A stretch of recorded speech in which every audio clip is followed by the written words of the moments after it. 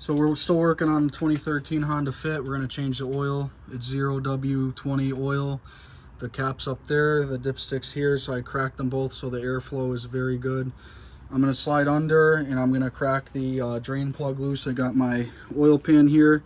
We're using the Platinum full synthetic high mileage Pennzoil and an original Honda oil filter. That's what I highly recommend for everybody. And I'm going to get recording once I'm under here real quick to show you guys where it is. So we're under here and we got the drain plug back here. It's like a 16 or 17 millimeter.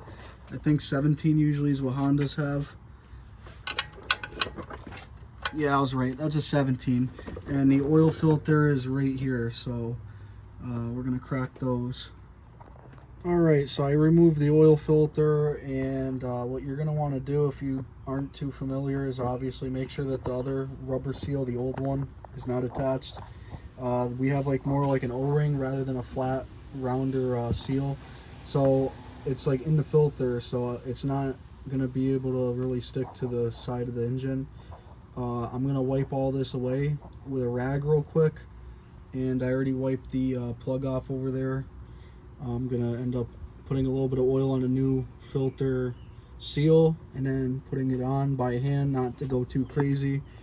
And then we're gonna put some oil in it, start it up, crawl back under, make sure nothing's leaking or dripping, and if it is, we'll fix it.